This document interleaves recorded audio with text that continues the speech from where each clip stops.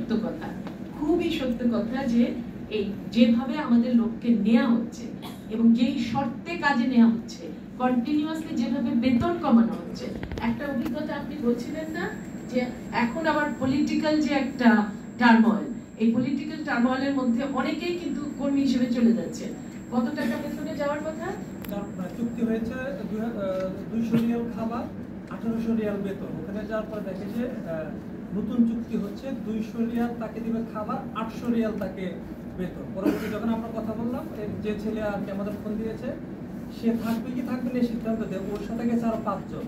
তারা বলতেছে যে আমাকে 500 রিয়াল দিলেও থাকবো, কারণ আমি এলাকায় আওয়ামী লীগ করতাম, এই কারণে চলে আসছে, এখন গেলে আমাকে মেরে ফেলবে।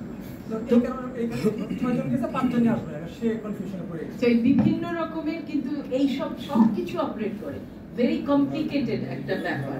তো সেই ক্ষেত্রে মানে মৃত্যু যেরকম ধরেন আমাদের তো প্রতি বছর 4000-এর মতন মৃত্যু আমরা অভিজ্ঞতা করি, তাই না? কিন্তু এই যে আমাদের দাবি যে ময়না তদন্ত করো যেগুলি অপঘাতে মনে হচ্ছে মারা গেছেন, কিন্তু সেকেন্ড অটোপসি তো আজ পর্যন্ত আমরা চালু করতে পারিনি। আমরা তো একটা হিমাগারের ব্যবস্থা করতে পারি না আমাদের এয়ারপোর্টে। আমাদের তো হিমাগার প্রয়োজন, যেখানে আমি কেন পারে না অটোপসি করতে, বলবে এনে বাইর করে নিয়ে এসে রাখতে রাখতে ওর কোয়ালিটি নষ্ট হয়ে যায়, কাজটা ফরেনসিক টেস্ট করা যাচ্ছে না। তো একটা হিমাগার ওখানটায় তৈরি হয়, এগুলি সবই দাবি এবং এগুলো সবই করা সম্ভব, তাই না? তো এরপরে আসছি, হ্যাঁ হ্যাঁ ওইটাই তো বললাম, ওইটাই আলোচনা করলাম। আর তারপরে সৌদি আরবে একই জিনিস ঘটবে, একটা সময় গিয়ে বাজার থেমে যাবে, হ্যাঁ, কিন্তু আবার আরেকটা বাজার খুলবে, দেখেন আরেকটা বাজার খুলে আবার ওখানে ওইভাবে পাঠাতে থাকবে।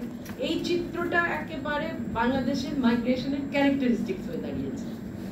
একবারে পাঠাতে পাঠাতে পাঠাতে এমন একটা অবস্থা তৈরি করে সব এই জায়গাটাই হচ্ছে এখন